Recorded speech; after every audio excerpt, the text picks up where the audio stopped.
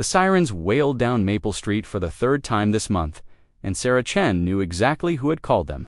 Through her kitchen window, she watched 72-year-old Gladys Pemberton standing on her manicured lawn, arms crossed, pointing an accusatory finger at Sarah's backyard pool where children's laughter echoed in the summer air.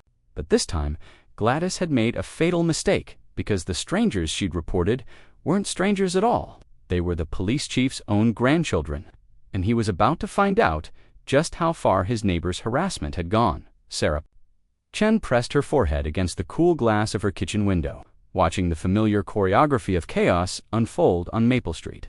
Two patrol cars, their red and blue lights painting the afternoon in urgent colors, pulled up to her modest two-story home.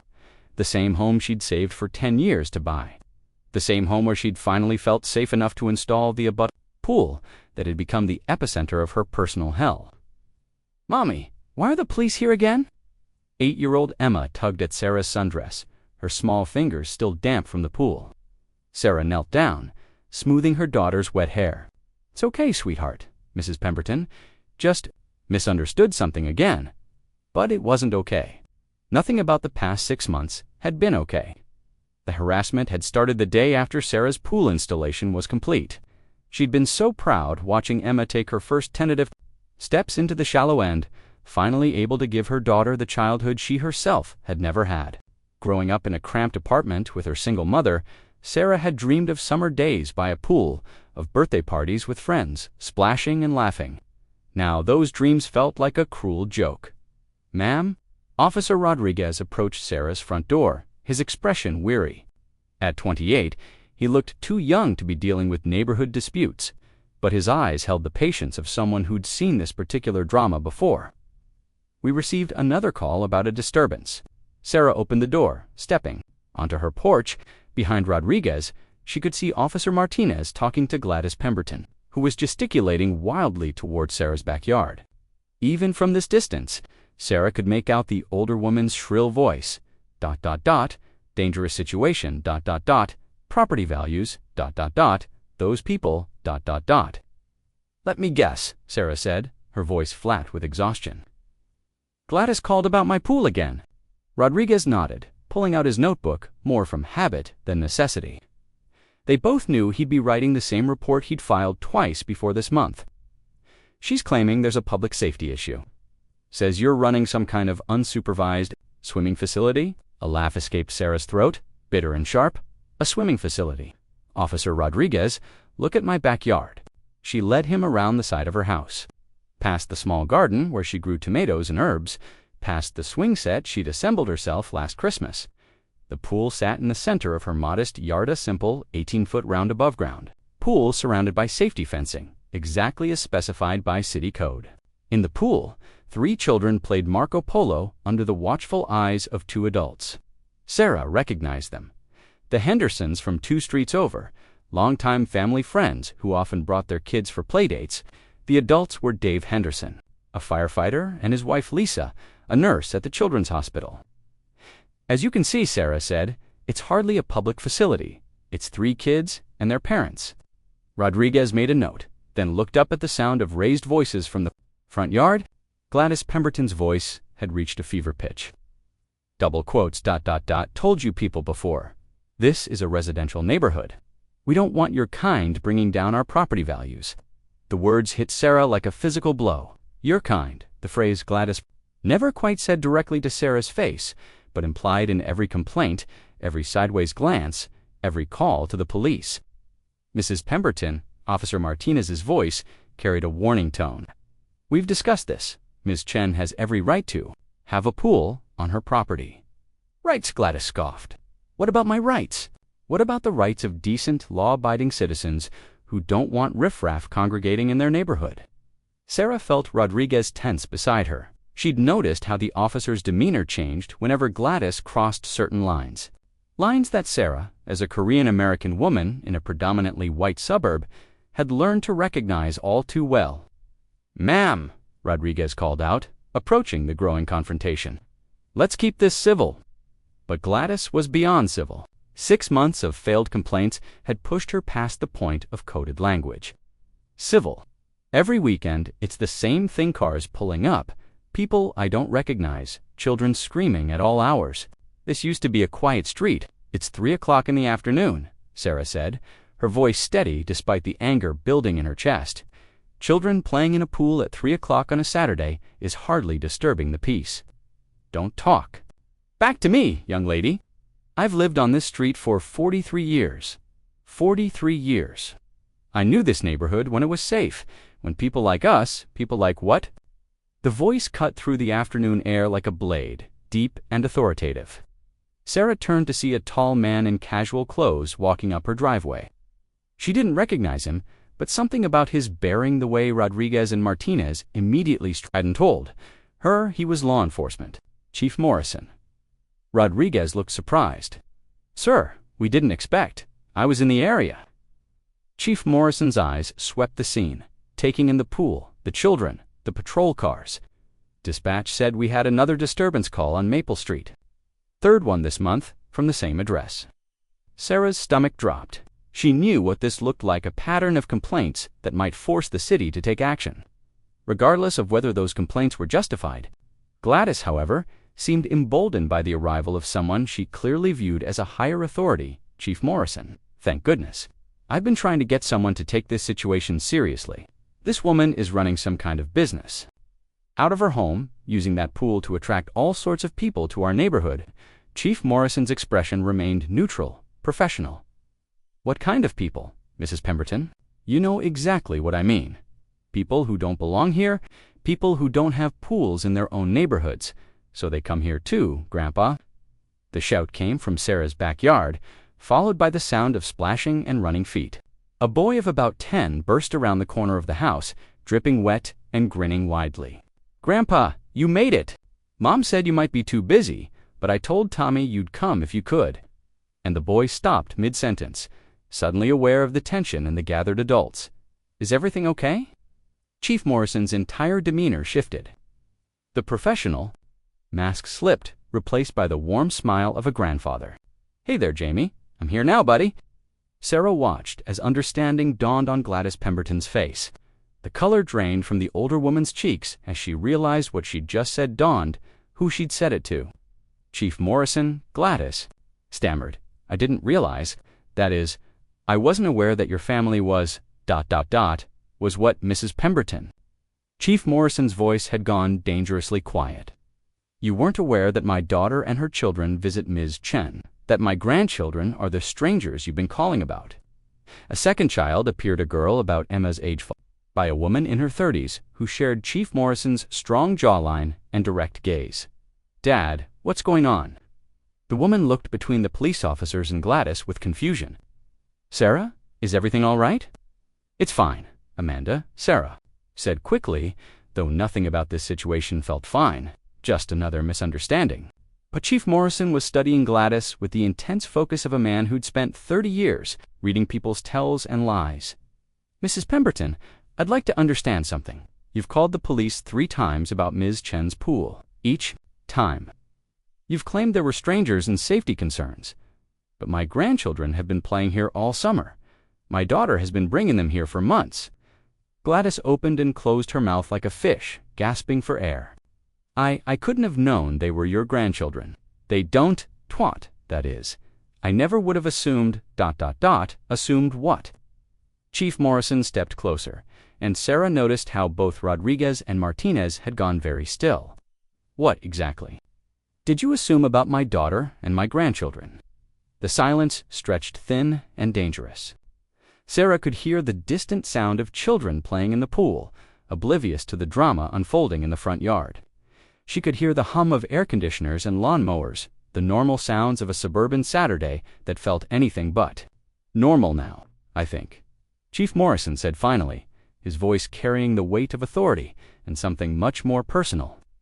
We need to have a very different conversation about what's been happening on Maple Street. Gladys Pemberton had spent 43 years on this street, secure in her position as its unofficial guardian. But as she stood there, facing the police chief whose mixed-race grandchildren she'd unknowingly reported as strangers, Sarah saw something she'd never seen before in the older woman's eyes, the dawning realization that her world was about to change forever. Chief Morrison turned to Officers Rodriguez and Martinez, his voice carrying the quiet authority that had earned him respect throughout the department.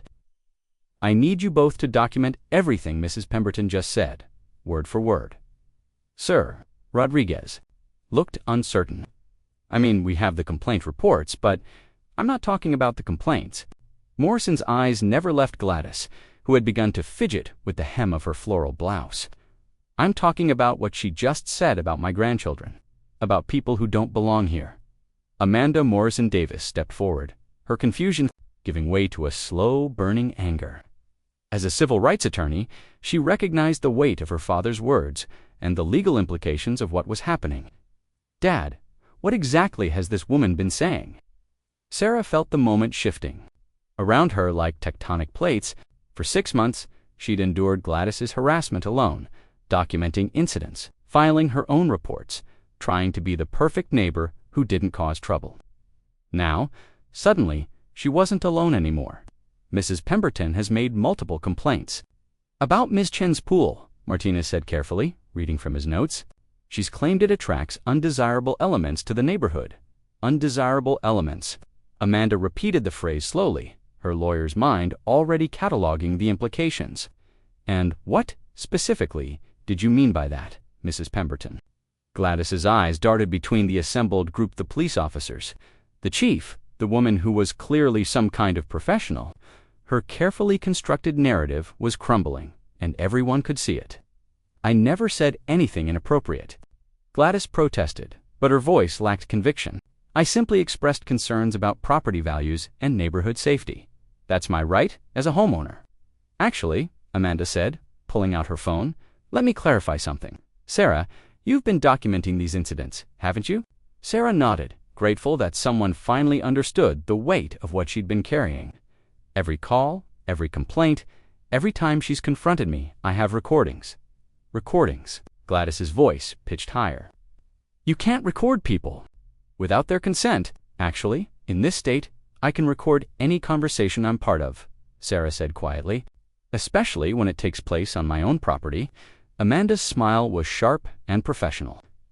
"Dad, I think you need to hear what Sarah has on those recordings, because if Mrs. Pemberton has been making the kind of statements, I suspect she has. We might be looking at a pattern of harassment based on race and ethnicity." The word harassment seemed to electrify the air. Rodriguez and Martinez exchanged glances, both suddenly aware that this complaint call had escalated far beyond a neighborhood dispute. "Now wait just a minute," Gladys said, backing toward her. "Own property line? I never said anything about race. I've been perfectly respectful in all my communications. Have you?" Chief Morrison's voice was deceptively calm. "Because my officers just heard you refer to your kind and talk about people who don't belong here, and if my grandchildren, my Black and Korean grandchildren, have been the targets of those comments, ... double quotes, he didn't need to finish the sentence. Everyone present understood the implications. Sarah felt her phone buzzing and looked down to see a text from Dave Henderson, who was still in her backyard with the children. "Everything okay out there?" Kids are asking about the police cars. The reminder of the children, innocent kids, just trying to enjoy a summer day, strengthened Sarah's resolve. She looked directly at Gladys Pemberton, this woman who had made her life hell for months. "Mrs. Pemberton," Sarah said, her voice steady and clear, "I have recordings of you calling my daughter and her friends little animals. I have video of you telling the mailman that these people are bringing down the neighborhood. I have documentation of you following my guests to their cars and photographing their license plates." Each revelation hit like a hammer blow. Rodriguez was writing furiously now, and Martinez had pulled out his own phone to record. That's taken out of context," Gladys stammered. "I never meant anything discriminatory. I was just concerned about the noise and the traffic and the fact that I'm Korean," Sarah said simply. "And that, my friends, are Black and Latino and Asian. That's what you were really concerned about, wasn't it?" Amanda Morrison Davies stepped closer to Gladys, her professional demeanor sharp as a blade.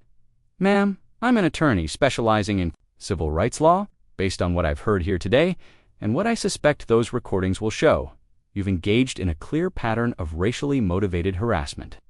That's not just morally reprehensible, it's legally actionable. I want to see a lawyer," Gladys said suddenly, as if the word actionable had triggered some deep survival instinct. That's your right, Chief Morrison said. But first, you're going to answer some questions. Officer Rodriguez, I want you to take Mrs. Pemberton's statement about today's complaint. I want to know exactly what she told dispatch about the strangers in Ms. Chen's pool, and I want to know what she expected us to do about it.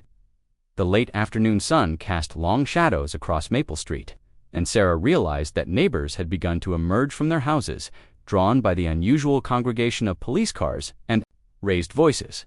Mrs. Patterson, from across the street, stood on her porch, pretending to water plants while clearly listening. The young couple from 2 doors down had paused their evening walk to watch the drama unfold. For the first time in months, Sarah didn't feel embarrassed by the attention. Instead, she felt vindicated. All those times she'd wondered if she was overreacting, if she was being too sensitive, if she should just ignore Gladys's behavior, all of that doubt was washing away. Sarah, Amanda touched her arm gently. I need to ask you something, and I want you to think carefully before you answer. Has Mrs. Pemberton's behavior affected your enjoyment of your property? Has it made you consider moving or changing how you use your pool? The question hit Sarah harder than she expected. She thought about all the times she'd hurried Emma inside. When Gladys appeared at the fence, the pool parties she'd canceled because she couldn't bear another confrontation. The nights she'd lain awake wondering if she'd made a mistake buying in this neighborhood. Yes, she said quietly, many times.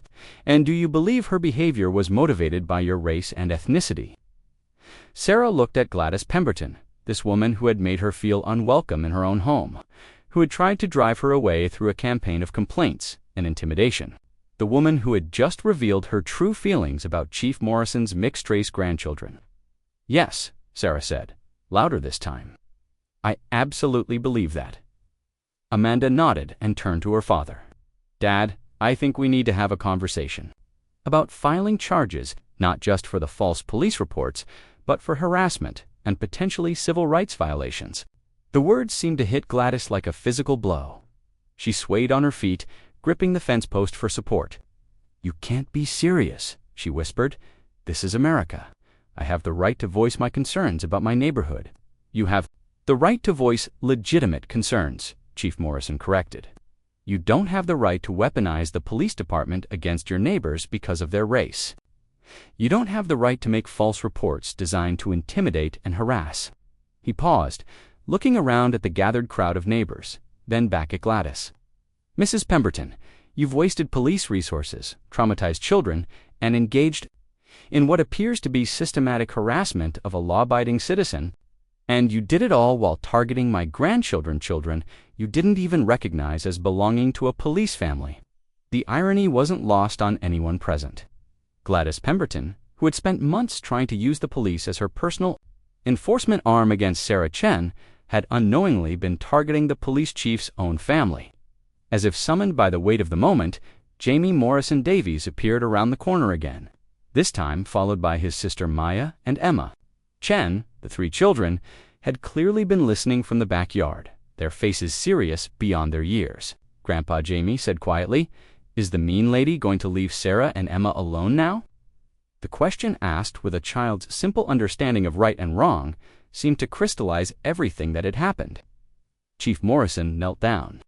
To his grandson's level, speaking loud enough for everyone to hear, Yes, buddy, I think she is. 3 hours later, Sarah sat in the Riverside Police Department's conference room, her laptop open and a stack of printed reports spread across the mahogany table. The room smelled of coffee and tension, fluorescent lights casting everything. In stark relief, across from her, Chief Morrison and Amanda reviewed the evidence that Sarah had been meticulously collecting for 6 months. This is extraordinary, Amanda murmured, scrolling through the audio files on Sarah's phone. You've documented everything. Sarah nodded, surprised by how calm she felt now that the truth was finally coming to light. I'm a software engineer. Documentation is second nature to me. And after the first few incidents, I realized I might need proof. Detective Lisa Park, a sharp-eyed woman in her 40s who specialized in harassment cases, looked up from the timeline Sarah had created. Ms. Chen, talk me through April 15th. According to your notes, This was when Mrs. Pemberton first made direct contact with you. Sarah pulled up the corresponding audio file, her fingers steady on the keyboard despite the weight of what she was about to reveal. She came to my door around 9 a.m. I was getting Emma ready for school when she started pounding on the front door. I don't know what kind of game you people think you're playing, but this is a respectable neighborhood. We don't want your kind of activities here. That pool is going to bring all sorts of undesirable elements, and I won't stand for it. Sarah's voice, carefully controlled. Mrs. Pemberton, I'm not sure what you mean by my kind of activities. It's just a pool for my daughter. Don't play dumb with me. I've seen the cars that come by your house. I know what this is really about. You people always stick together, don't you? Detective Park paused the recording. And this was before you'd even used the pool. Emma hadn't even gotten in it yet because the weather was still too cold. Amanda shook, her head, her legal mind processing the implications. She was making assumptions about future behavior based purely on your race and ethnicity. This establishes premeditation.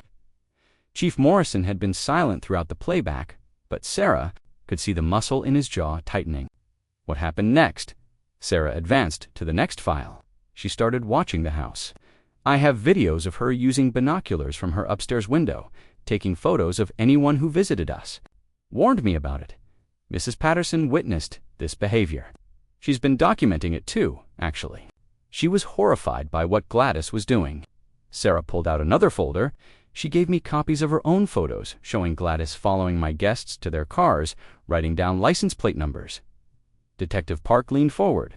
This is stalking behavior, combined with the racially motivated harassment, ... She looked at Chief Morrison. Sir, we're looking at multiple felony charges here. The door opened and Officer Rodriguez entered with a thick file folder. Chief, you asked me to pull all the complaint reports from Maple Street going back 2 years. Before Ms. Chen moved in, there were 0 noise complaints from Mrs. Pemberton's address, 0 disturbance calls. But starting in March of this year, 2 weeks after Ms. Chen bought the house, the complaints began. Rodriguez opened the file, revealing a stack of incident reports. First complaint was about excessive noise during Ms. Chen's move-in day. Then complaints about suspicious vehicles whenever Ms. Chen had visitors.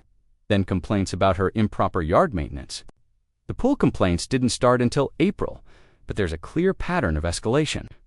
Amanda examined the reports, her expression growing more serious with each page. This isn't random harassment. This is a systematic campaign of intimidation. Designed to drive Sarah out of the neighborhood, Sarah felt a chill despite the warm conference room. She'd suspected as much, but hearing it stated so bluntly by a legal professional made it feel more real and more frightening. There's something else, Rodriguez continued. I ran Mrs. Pemberton's name through our system. She's made similar complaints about 3 other families in the past 5 years. All families of color who moved into predominantly white neighborhoods in our jurisdiction. The silence that followed was deafening. Chief Morrison stood up abruptly, pacing to the window that overlooked the police parking lot. What happened to those families? Sarah asked, though she wasn't sure she wanted to know the answer. 2 of them moved away within a year, Rodriguez said quietly. The 3rd family, they're still fighting it. They've had to get restraining orders. Amanda closed her eyes briefly, then opened them with renewed determination. Dad, we need to contact the district attorney's office. This isn't just harassment. This is a pattern of civil rights violations. Mrs. Pemberton has essentially been using the police department as her personal weapon against families of color. Chief Morrison turned from the window, his expression grim. I've already called Da Martinez. She's reviewing the case files now. He looked directly at Sarah. Miss Chen, I owe you an apology. My department should have seen this pattern earlier. We should have protected you. Sarah felt unexpected tears prick her eyes. If she was overreacting, if she was being too sensitive, to have the chief of police acknowledge that she'd been wronged felt like vindication she hadn't known she needed. Thank you, she said simply. Detective Park closed the file she'd been reviewing and looked up at Chief Morrison. Sir, I recommend we interview the other families who were targeted. If we can establish a pattern of behavior across multiple victims, the DA can pursue this as a hate crime. The words hung in the air like a challenge. Sarah had known intellectually that what Gladys was doing was wrong. but the term hate crime gave it a weight and seriousness that made her stomach clench. Sarah. Amanda reached across the table to touch her hand. I need to ask you something difficult. Are you prepared for this to become public? Because once we file charges, this case will likely attract media attention. Hate crime prosecutions always do. Sarah thought about Emma, about the pool they'd installed with such hope and excitement. She thought about all the summer days they'd lost to Gladys's harassment, all the times she'd hurried her daughter inside to avoid confrontation, but mostly she thought about Chief Morrison's grandchildren, about Jamie asking if the mean lady would leave them alone now. If it stops her from doing this to other families, Sarah said, then yes, I'm prepared. Chief Morrison nodded approvingly. Rodriguez, I want you and Martinez to go back to Maple Street. I want statements from every neighbor who witnessed Mrs. Pemberton's behavior. Park coordinate with the DA's office on the charges, and Amanda, he turned to his daughter, the police chief, transforming momentarily back into a protective father. I want you to represent Ms. Chen in any civil proceedings. Pro bono. Amanda smiled, the first genuinely warm expression Sarah had seen from her all day. I was hoping you'd say that. As if on cue, Chief Morrison's phone buzzed.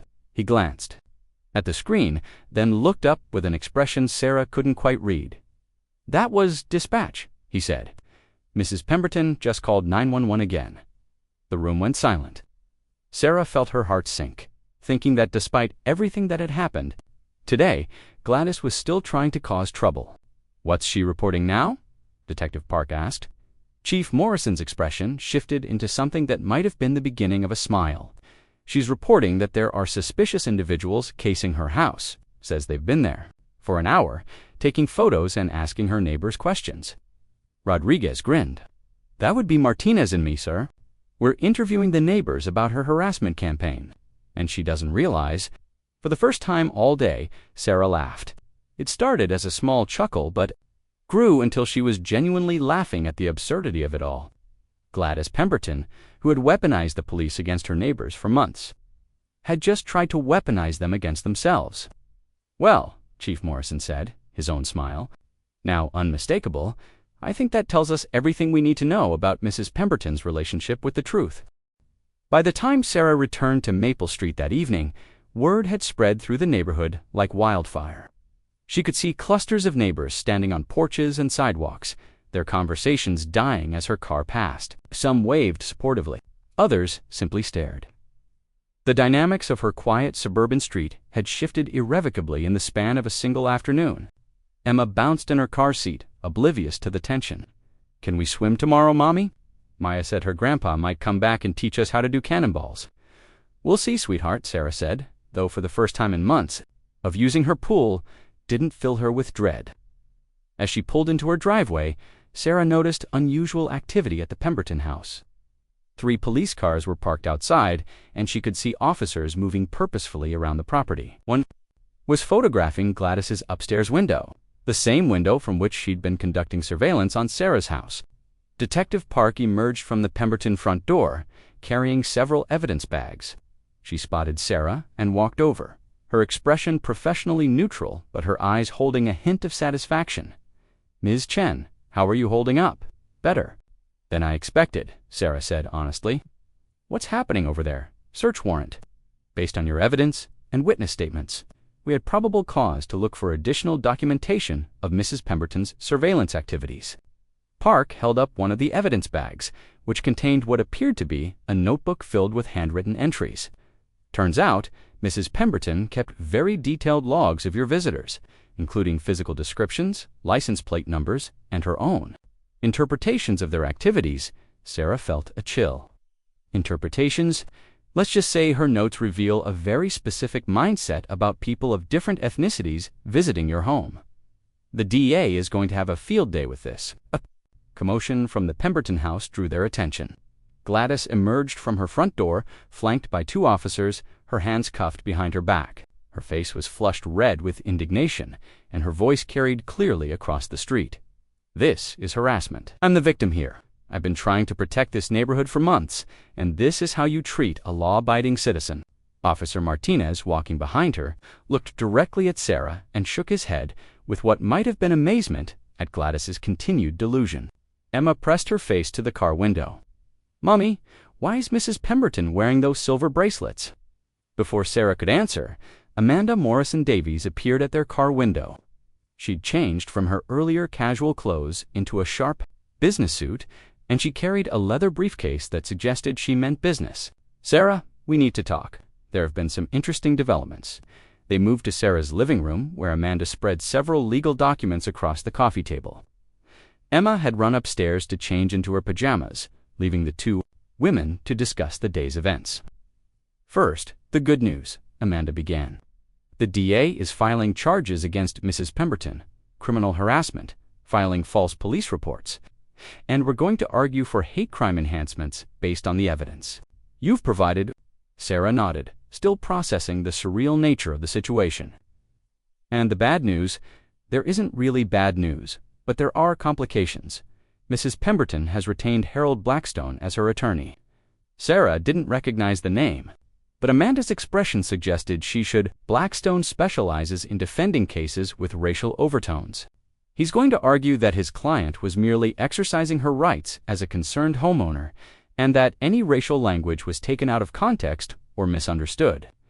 But the recordings are devastating to their case, which is why I expect them to try a different strategy. They're going to claim that you deliberately provoked these incidents to create a case for harassment. They'll paint you as the real aggressor." Sarah felt anger flare in her chest.